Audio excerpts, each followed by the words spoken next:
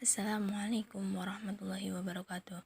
Kami dari kelompok 7 akan mempresentasikan hasil diskusi kami tentang struktur anatomi dan fisiologi pada hewan, subbab sistem koordinasi, sistem reproduksi, dan sistem imunitas pada hewan. Dosen pengampu Ibu Nisha Rashida, Magister Pendidikan. Kelompok 7 terdiri dari Nisa Amalia Roma Al-Faroqi, Niswatus Sabrina, dan Sofa Habibullah. Dalam materi kali ini, di dalam Al-Quran terdapat surat-surat yang berkaitan dengan materi kali ini. Surat yang pertama yaitu Quran Surat Maryam 24-26 dan surat yang kedua yaitu Surat An-Nisa ayat 56.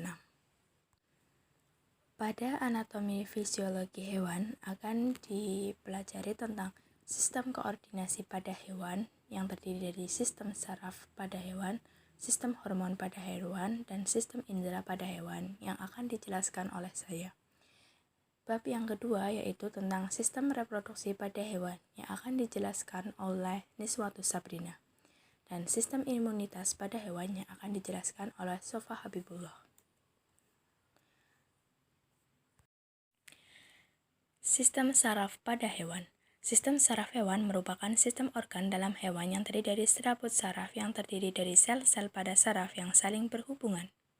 Sistem saraf pada hewan ada dua, yaitu sistem saraf pada invertebrata dan sistem saraf pada vertebrata. Yang pertama yaitu sistem saraf invertebrata. Sistem saraf pada invertebrata yang pertama yaitu sistem saraf Coelenterata. Pada saraf invertebrata yang pertama yaitu sistem saraf pada Coelenterata. Coelenterata mempunyai jaringan saraf tanpa ganglia atau tidak ada perbedaan antara unsur sistem saraf pusat dengan sistem saraf tepi. Sistem saraf ini terdiri atas sel-sel saraf berkutub 1, berkutub 2, dan berkutub banyak yang membentuk sistem yang saling berhubungan seperti jala. Kebanyakan sinapsis dalam jaringan saraf hidra adalah sinapsis listrik. Impuls yang diantarkan pada kedua arah dan perangsangan pada titik manapun pada tubuh hidra akan menyebar dari tempat perangsangan dan menghasilkan pergerakan tubuh. Yang kedua yaitu sistem saraf pada echinodermata. Sistem saraf echinodermata terdiri dari 3 komponen utama, yaitu ektoneural, hiponeural, dan sistem entoneural. Sistem ektoneural adalah saraf sensorik dan motorik dan membentuk cincin saraf dan sebagian besar tali saraf radial. Sistem hiponeural khusus di saraf motorik, terdapat dalam tali saraf radial dan berhubungan dengan sistem otot rangka.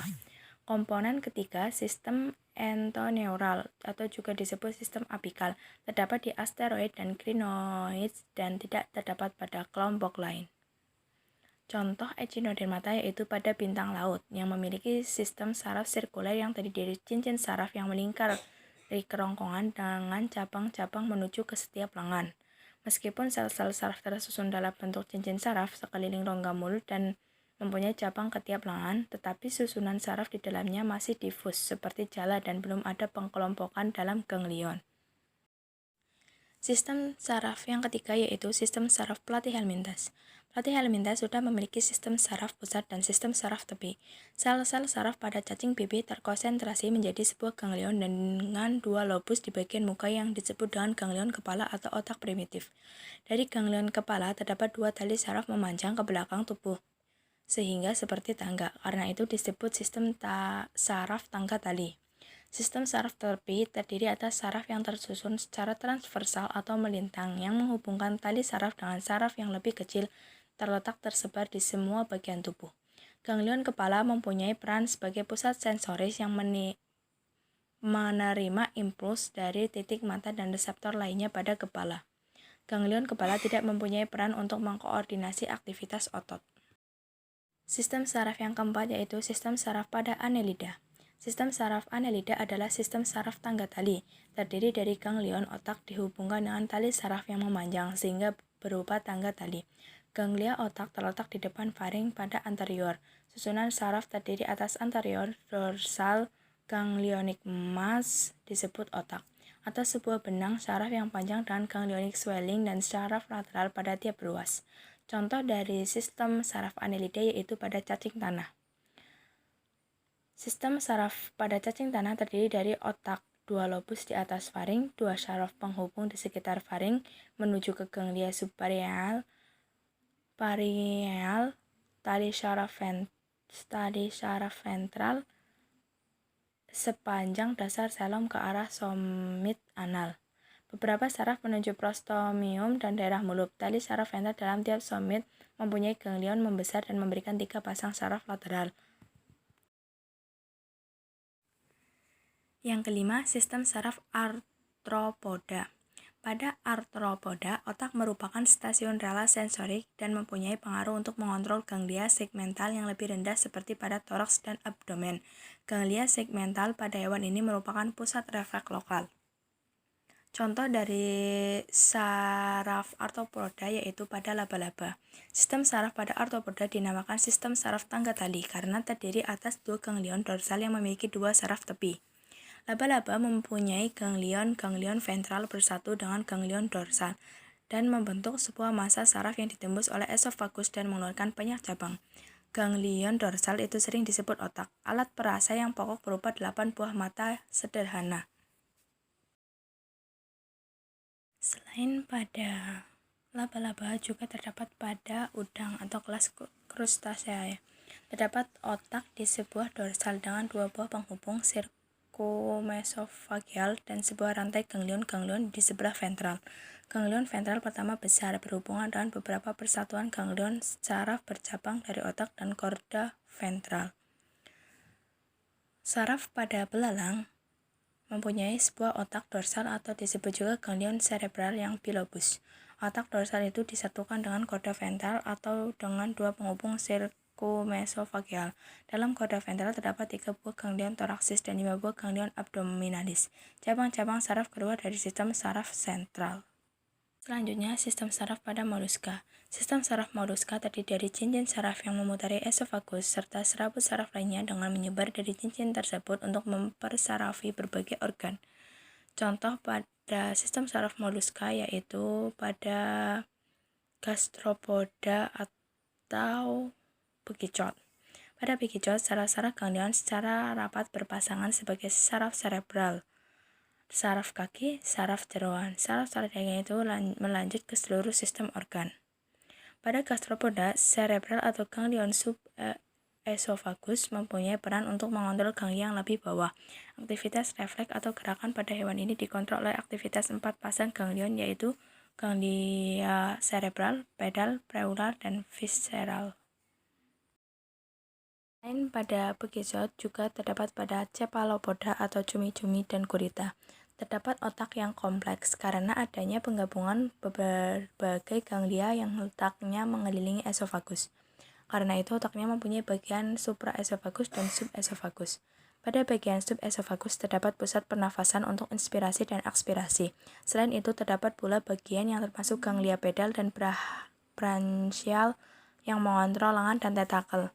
Sedangkan bagian otak supraesofagus berisi pusat motorik, pusat sensorik utama yang berupa lobus untuk membau, dan kompleks dorsal vertikal. Kedua yaitu sistem saraf pada vertebrata. Sistem yang pertama yaitu pada Pisces atau ikan. Otak ikan terletak pada bagian yang lebih tinggi daripada siklostom. 4 bagian penting dalam otak ikan yaitu cerebrum, bagian penglihatan, dan medula. Otak mempunyai saraf otak sebagai organ perasa dan bagian lain yang pada anterior dari tubuhnya. Saluran saraf merupakan pusat dari tulang belakang dan melalui saraf arches dari vertebrata. Yang kedua yaitu sistem saraf pada amfibi. Sistem saraf pada amfibi dibedakan menjadi sistem saraf pusat dan sistem saraf tepi. Sistem saraf pusat meliputi otak dan sumsum tulang belakang. Pada amfibi, otak dan sumsum tulang belakang dilindungi oleh tengkorak dan ruas-ruas tulang belakang juga dibungkus oleh 2 lapisan selaput, yaitu durameter yang berbatasan dengan tulang dan pipiameter yang berbatasan dengan sistem saraf. Gambar dari bagian sistem saraf katak bisa dilihat pada layar. Yang ketiga, sistem saraf pada reptil. Reptil mempunyai susunan saraf yang serupa dengan susunan saraf pada burung. Otak pada reptil juga terdiri dari 4 bagian. Kekhususannya hanyalah terdapat tonjolan otak besar yang berkembang dengan baik sehingga pusat saraf pembaut jelas kelihatan. Otak besar ini meluas ke atas sehingga menutupi otak tengah. Pada reptil, sistem saraf pusat meliputi otak dan sumsum tulang belakang. Sistem saraf tepi terdiri dari sistem saraf sadar dan sistem saraf tak sadar. Pada bagian dorsal, otak menunjukkan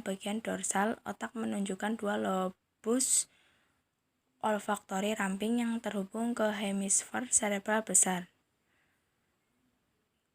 Gambar dari bagian otak saraf reptil bisa teman-teman lihat pada layar. Salah satunya yaitu pada ular. Selanjutnya yaitu sistem saraf pada aves atau burung. Burung merupakan hewan aktif yang banyak melakukan pergerakan serta memiliki keseimbangan yang bagus terutama saat terbang. Beberapa burung juga memiliki ketajaman penglihatan yang bagus. Karena itu, pusat koordinasi gerak dan keseimbangan burung berkembang baik. Hal ini dapat dilihat dengan adanya lekukan pada otak kecil burung yang menjadikan volume otak kecil menjadi lebih besar. Gambar otak dari sistem saraf aves bisa teman-teman lihat pada layar. Yang terakhir yaitu sistem saraf pada mamalia. Sistem saraf pada mamalia secara general memiliki tingkat perkembangan yang lebih tinggi dari kelas lain. Cerebrum berukuran lebih besar. Cerebellum juga berukuran lebih besar dan berlobus lateral 2 buah. Lobus opticus ada 4 buah yang setiap bagian lateralnya dibagi oleh alur transversal menjadi lobus anterior dan posterior. Ada beberapa jenis binatang mamalia yang memiliki kemampuan yang lebih dibandingkan dengan manusia, terutama dalam hal penciuman, pendengaran, dan penglihatan.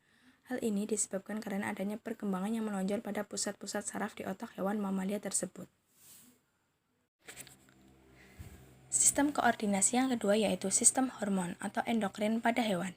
Sistem endokrin pada hewan invertebrata antara lain yaitu pada Coelenterata. Pada Coelenterata contohnya ialah hidra. Hidra merupakan sejumlah sel yang dapat menghasilkan senyawa kimia yang berperan dalam proses reproduksi, pertumbuhan, dan regenerasi. Apabila kepala hidra dipotong, sisa tubuhnya akan mengeluarkan molekul peptid yang disebut aktivator kepala. Zat tersebut akan menyebabkan sisa tubuh hidra dapat membentuk mulut dan tentakel, dan selanjutnya membentuk daerah kepala dari hidra. Yang selanjutnya yaitu pada Platyhelminthes. Hewan ini dapat menghasilkan hormon yang berperan penting dalam proses regenerasi.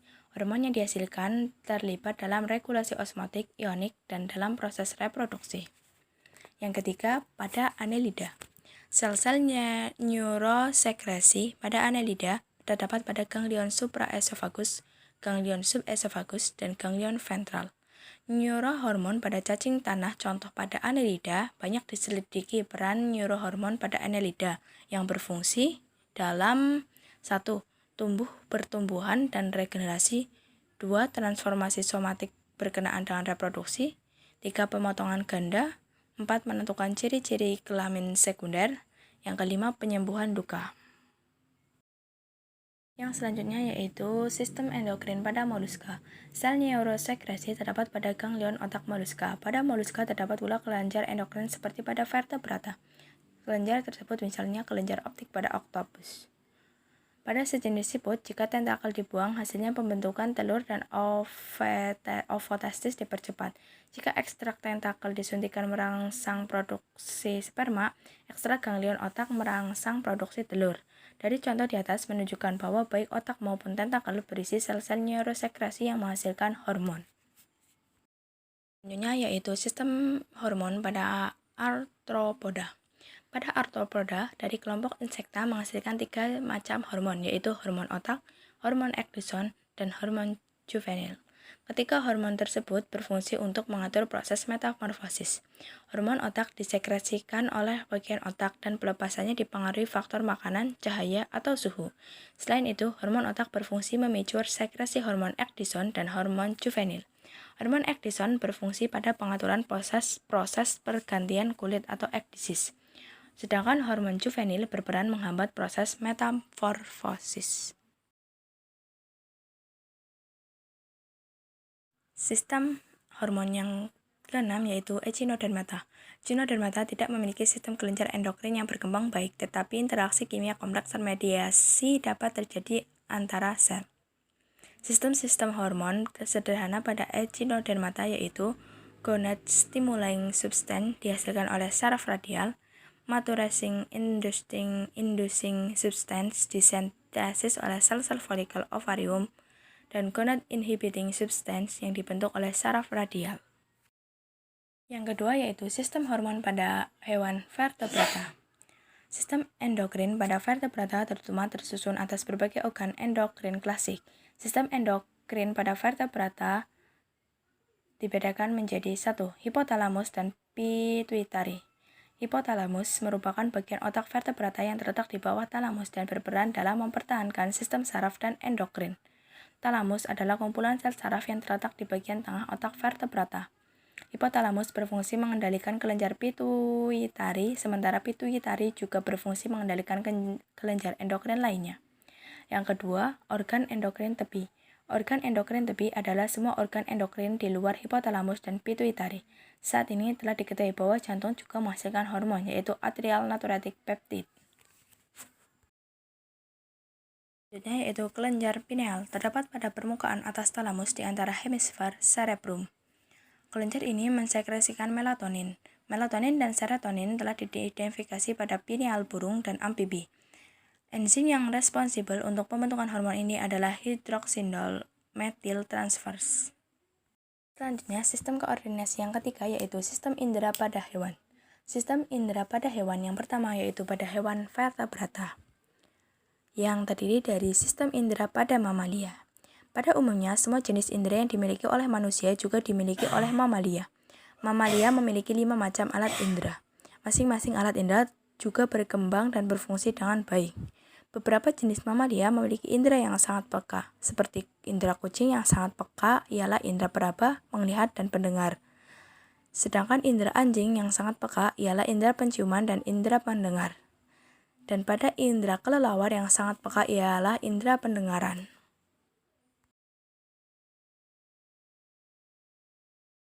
Sistem indera yang kedua yaitu pada burung. Indera penglihat dan indera keseimbangan burung berkembang baik. Kedua macam indera tersebut memungkinkan burung dapat terbang lurus, menukik, atau membelok dengan cepat. Indera keseimbangan burung terletak di dalam rongga telinga dan berhubungan dengan otak kecil. Yang ketiga, sistem indera pada reptil. Indera pada reptilia yang berkembang baik adalah indera pencium. Kadal, komodo, dan ular memiliki indera pencium yang disebut organ Jacobson. Indera tersebut terletak di langit-langit rongga mulut. Kadal, ular, dan komodo sering menjulurkan lidahnya untuk mencium bau mangsa dengan cara mengambil bau yang telah ditinggalkan mangsanya di udara dan di tanah.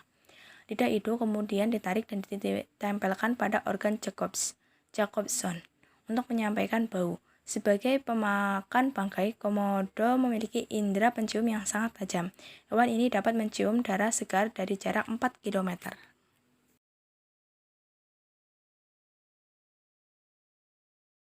Sistem indera yang keempat yaitu pada amfibi. Pada amfibi, misalnya katak, indera yang berkembang dengan cukup baik ialah indera penglihat dan pendengar. Mata katak berbentuk bulat serta dilindungi oleh kelopak mata atas dan bawah. Bagian sebelah dalam mata terdapat membran nictitans, yaitu suatu selaput tipis yang tembus cahaya. Yang kelima, sistem indera pada ikan. Indera ikan yang berkembang dengan baik adalah indera penglihat, pencium, dan pendengar. Indera penglihat ikan terletak di kedua sisi kepalanya. Bola mata ikan tidak dilindungi oleh kelopak, tetapi dilindungi oleh selaput tipis yang tembus cahaya. Ikan dapat melihat dengan jelas di dalam air karena baik air maupun kornea ikan membiaskan cahaya pada sudut yang sama. Sel-sel saraf penglihat pada ikan terdiri atas sel-sel batang dan sel-sel kerucut. Selanjutnya, sistem indera pada hewan invertebrata. Yang pertama yaitu pada protozoa. Protozoa pada umumnya tidak memiliki indera. Meskipun demikian, protozoa peka terhadap rangsangan, yaitu terhadap rangsangan yang lembut akan mendekat dan terhadap rangsangan yang kuat akan menjauh. Euglena adalah salah satu contoh protozoa yang memiliki bintik mata dan dapat menerima rangsang cahaya. Yang kedua, sistem indera pada Coelenterata. Hewan berongga seperti ubur-ubur memiliki sel-sel pigmen dan sel-sel sensori yang peka terhadap cahaya, serta sejumlah tentakel sebagai alat peraba. Yang ketiga, sistem indera pada moluska. Pada moluska, contohnya yaitu bekicot, mempunyai 2 pasang antena. Pada sepasang antena yang panjang, di ujungnya terdapat mata sebagai indera penglihatan, sedangkan sepasang antena yang pendek berfungsi sebagai indera peraba. Sistem indera yang keempat yaitu pada pelatihan mintes. Contohnya planaria. Planaria memiliki sepasang bintik mata pada bagian interior tubuh. Bintik mata tersebut sangat peka terhadap rangsangan cahaya. Planaria cenderung bergerak menjauhi cahaya. Adapun pada cacing tanah memiliki indera penerima rangsangan yang cukup baik. Indera tersebut hanya berada di permukaan tubuhnya dan hanya mampu membedakan gelap dan terang. Yang terakhir, sistem indera pada arthropoda.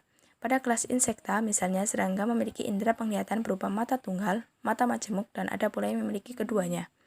Mata tunggal umumnya berbentuk segitiga. Mata majemuk terdiri dari ribuan alat penerima rangsangan cahaya disebut omatidium. Sedang setiap omatidium terdiri dari lensa, sel konus, pigmen, sel fotoreseptor, dan jatuh tegak lurus pada lensa.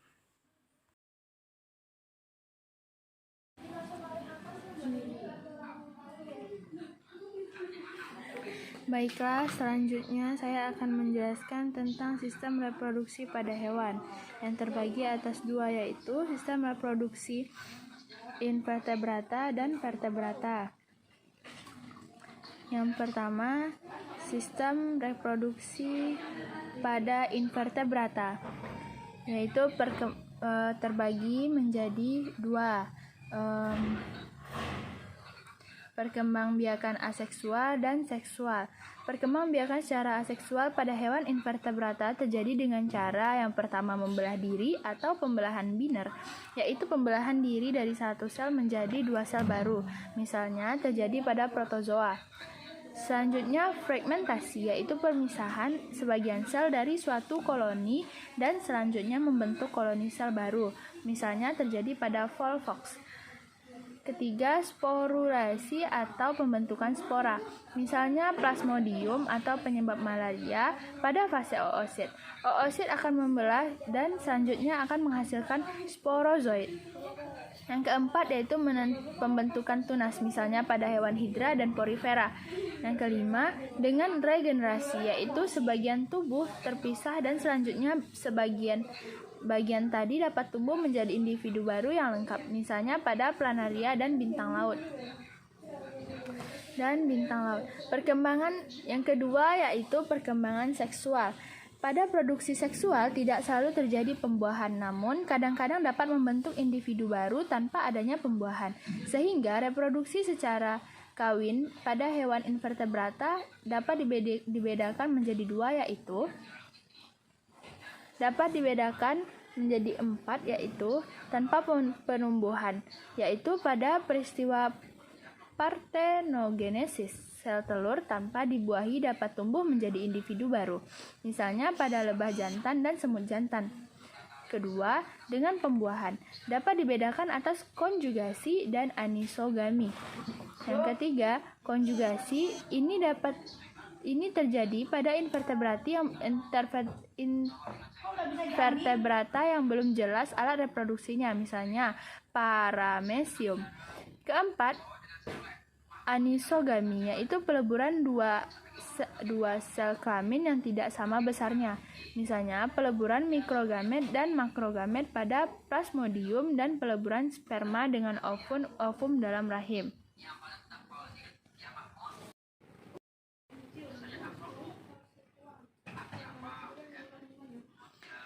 Selanjutnya, reproduksi pada vertebrata. Vertebrata hanya dapat berkembang biak secara kawin atau seksual, yaitu melalui peleburan antara ovum dan spermatozoid. Pembuahan pada vertebrata dapat terjadi di luar tubuh maupun di dalam tubuh. Bila terjadi di luar tubuh disebut fertilisasi eksternal, misalnya pada ikan dan katak. Bila pembuahannya terjadi di dalam tubuh disebut fertilisasi internal, misalnya pada reptilia, burung, dan hewan menyusui. Baik, di sini saya akan menjelaskan materi tentang sistem imunitas pada hewan. 1. Sistem imunitas pada hewan invertebrata. Invertebrata memiliki sistem kekebalan alami atau bawaan yang mekanismenya melindungi mereka dari infeksi yang disebabkan oleh agen infeksi. Terdiri dari sel dengan kapasitas fagosit dan komponen humoral. Dalam sistem bawaan ini, hewan inang tidak memiliki memori kekebalan untuk merespon serangan infeksi yang telah diterimanya. Ini menyiratkan bahwa sel-sel sistem ini mengidentifikasi dan bertindak melawan bakteri dengan cara yang umum, tidak memberikan kekebalan jangka panjang. Sistem kekebalan alami bertindak segera dengan respon seperti pembentukan nodul, fagositosis, aglutinasi, dan enkapsulasi patogen.